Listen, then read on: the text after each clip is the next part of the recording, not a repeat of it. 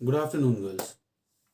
So, today in this class, we're going to discuss about unit testing.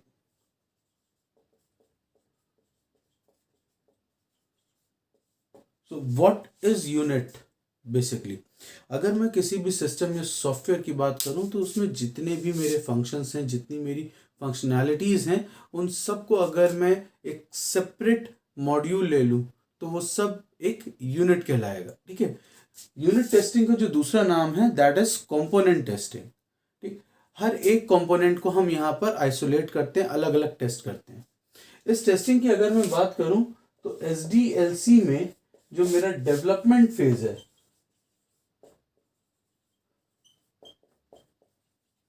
That is the coding phase, इसी phase में developer test करता है. वो क्या करेगा, जितना भी फंक्शंस हैं, जितने उसमें एरियाज हैं जो डिफरेंट डिफरेंट वर्क कर रहे हैं, उन सबको आइसोलेटेड या एक अलग पार्ट में ले जाके आइसोलेट करके उनकी फंक्शनैलिटी को चेक करता है कि ये प्रॉपर वे में वर्क कर रहे हैं या नहीं कर रहे हैं, डिजायर्ड आउटपुट्स आ रहे हैं हमारे पास या नहीं आ रहे हैं. इस टेस्टिंग की मैं बात करूं तो unit testing is the testing of the smallest part, यानी जो सबसे बेसिक पार्ट है हमारा एक फंक्शन या डिफरेंट फंक्शंस, उनको टेस्ट किया जाता है. ठीक है. यहाँ पर अगर मैं बात करूँ, अगर ऑब्जेक्ट ओरिएंटेड में बात करूँ तो ऑब्जेक्ट ओरिएंटेड में हमारी जितनी भी क्लासेस हैं, हमारी सुपर क्लास हो गई, एब्स्ट्रैक्ट क्लास हो गई, मेथड्स हो गए, चाइल्ड क्लास हो गई, डेराइव क्लास हो गई, everything is treated as a unit, और इन सब को हम अलग अलग टेस्ट करते हैं. क्लियर. देन जब इस टेस्टिंग को करते हैं तो फंक्शन में मुझे पता चल जाता है कि इनिशियल फेज में मुझे पता चल जाता है कि क्या क्या ड्रॉबैक्स हैं, क्या प्रॉब्लम्स आ रही हैं, और उनको हम कैसे रेक्टिफाई कर सकते हैं, कैसे सही कर सकते हैं. और सही करने के बाद हम फिर से एक बार टेस्ट करते हैं ताकि पता चले कि जो करेक्शंस हमने किए हैं वो सही हैं या नहीं. क्लियर. अगर मैं बात करूं यूनिट टेस्टिंग की तो ये सबसे इंपॉर्टेंट टेस्टिंग है. बट कई बार क्या होता है, जो हमारे डेवलपर्स होते हैं, जो हमारे सॉफ्टवेयर डिज़ाइनर्स होते हैं, वो इसको स्किप करने की कोशिश करते हैं. कहते हैं यार ठीक है, मेरा कोड सही चल रहा है and I am that confident कि वो सही वर्क करेगा.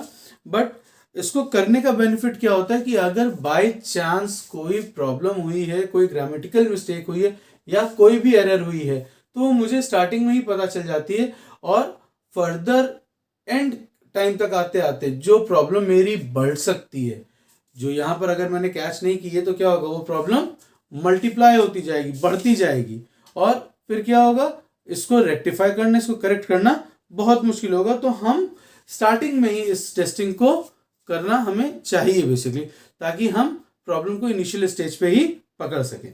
क्लियर. अगर एक सही यूनिट टेस्टिंग या एक प्रॉपर वे में यूनिट टेस्टिंग होती है तो हम अर्ली स्टेजेस में ही अपनी प्रॉब्लम्स को कैच कर सकते हैं, उसको वहीं पर होल्ड ऑन कर सकते हैं, जिससे हमारा आगे आने वाले टाइम पे टाइम सेव होगा. हम अपने जो हमारा डिलीवरी एक्सपेक्टेड डिलीवरी टाइम है उसको हम मैच कर पाएंगे, और जो हमारी कॉस्ट है वो कम होगी. क्लियर. अब की रीजंस क्या हैं यूनिट टेस्टिंग को करने के? तो unit testing helps to fix bugs early in the development cycle and saves cost.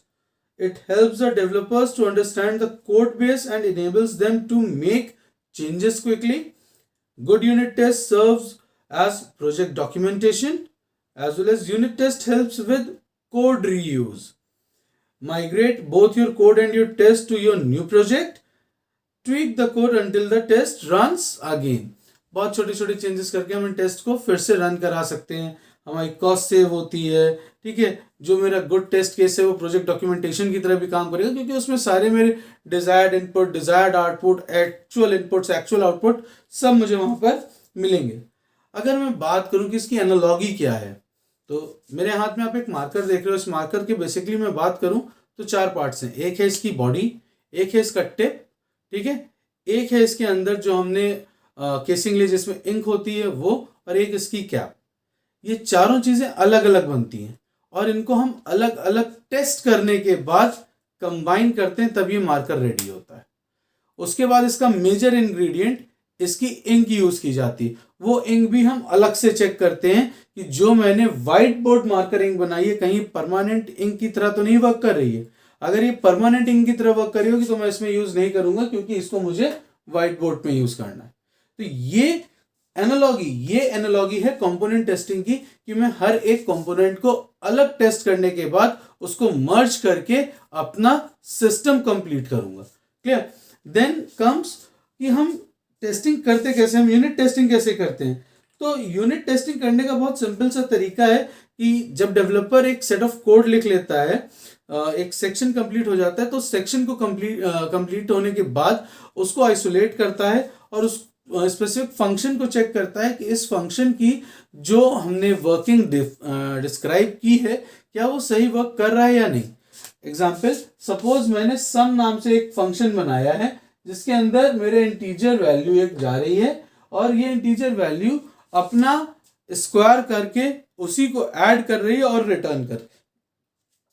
तो अब ये फंक्शन मैंने कंप्लीट किया अपने हिसाब से। मैंने इस फंक्शन में कुछ नहीं किया, मैंने एक इंट r ले लिया, r इक्वल टू सपोज ये x था, r equals to x into x plus x किया एंड रिटर्न r किया। ये एक फंक्शन मैंने बनाया। अब मैं इसको चेक कर रहा हूं। अब इस फंक्शन को एक ये तरीका है बनाने का, दूसरा तरीका क्या है, int sum int x return x into x plus x. अब डिपेंड करता है कि मैं इस फंक्शन को मैंने किस तरीके से बनाया है। ये इनलाइन फंक्शन की तरह काम करेगा, ये कंप्लीट फंक्शन की तरह काम करेगा। तो ये रिक्वायरमेंट मेरी क्या थी, क्या उस रिक्वायरमेंट को फुलफिल कर रहा है तो सही से कर रहा है कि नहीं। ये एक बहुत सिंपल सा मेथड है, फंक्शन कंप्लीट होने के बाद उसको आइसोलेट करना और उसको चेक करना। ठीक है। अब यहां पर क्या है कि मैं इसको दो तरीके से कर सकता हूं, या मैं ऐसे कर सकता हूं, यूनिट टेस्टिंग दो तरीके से होती है। एक होती है ऑटोमेट, एक होती है मैनुअल। मैनुअल करने का तरीका तो ये कि मैंने इसको लिखा था, अब इसके लिए टेस्ट केस बनाऊं, फिर इसमें सैंपल डेटा डालूं, सैंपल डेटा डाल के इसको टेस्ट करूं, जो रिजल्ट है उसको डॉक्यूमेंट करूं। मैं पॉजिटिव केस भी बनाऊं, मैं नेगेटिव केस भी बनाऊं, मैं बेस्ट केस भी बनाऊं, मैं वर्स्ट केस भी बनाऊं, और ये सारा डॉक्यूमेंट रेडी करूं। तो ये मैनुअल है। ऑटोमेट में मैं क्या करूंगा, मैं इस को पर्टिकुलरली जो मेरा ऑटोमेट सिस्टम है, जो मैं कोड्स यूज कर रहा हूं, उन कोड्स में इस टेस्ट पर्टिकुलर इसको प्लेस करूंगा और उसके बाद वो ऑटोमेटिकली इसमें डेटा प्लेस करेगा, रिजल्ट नोट डाउन करेगा और सारी चीजें चेक करके देगा। अगर ये कहीं फेल हो रहा है तो वो मुझे बताएगा। क्लियर? तो this is the way a unit test is done. ठीक। अब इसका वर्कफ्लो क्या है कि मैं सबसे पहले टेस्ट केस बनाता हूँ, टेस्ट केस बनाने के बाद उसको रिव्यू करता हूँ, रिव्यू यानी कि रिवर्क, उसमें मैं बार बार चेंज करके देखता हूँ, फिर बेसलाइन देखता हूँ कि जो मेरी गाइडलाइंस थी वो मैच हो रही है या नहीं हो रही है, और एग्जीक्यूट करता हूँ सारी चीज़ों को। अगर सब कुछ सही है तो मैं कहूँगा कि yes my code is working, else my code is not working. Next जो इसमें टेक्निक्स हैं, अगर मैं टेक्निक्स की बात करूँ तो स्टेटमेंट कवरेज है, डिसीजन कवरेज है, ब्रांच कवरेज है, कंडीशन कवरेज है, ठीक है, फाइनाइट स्टेट मशीन कवरेज। तो ऑलमोस्ट इन सब के बारे में हम लोग अपनी लाइव क्लासेस में बात कर चुके हैं कि हम कैसे लाइन बाय लाइन सारी चीज़ों को, सारी स्टेटमेंट्स को चेक करते हैं कि सारे स्टेटमेंट्स मेरे बन रहे हैं कि नहीं, कंट्रोल फ्लो ग्राफ जो मेरा बन रहा है वो सारे स्टेटमेंट्स में जा रहा है कि नहीं। ब्रांचिंग की अगर बात करें तो अगर कोई कंडीशन लगी है तो उस कंडीशन में ट्रू फॉल्स है तो वहां पर ब्रांच हो रहा है प्रॉपरली कि नहीं। फिर अगर लूपिंग है तो लूपिंग किस तरीके से हो रही है और कंडीशन कवर हो रही है कि नहीं, ये सारी चीज़ें हम यहाँ पर चेक करते हैं। क्लियर? तो ओवरऑल अगर मैं यूनिट टेस्टिंग की बात करूं तो स्मॉलेस्ट पार्ट को भी टेस्ट करना इसमें आता है। हर एक फंक्शंस को हम एक यूनिट मानते हैं, एक कंपोनेंट मानते हैं और उस कंपोनेंट को हम इंडिविजुअली टेस्ट करते हैं। क्लियर?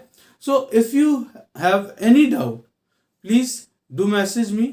मैं इस पर्टिकुलर डाउट को, जो भी आपका डाउट होगा उसको और क्लियर करने की कोशिश करूंगा। Thank you so much girls.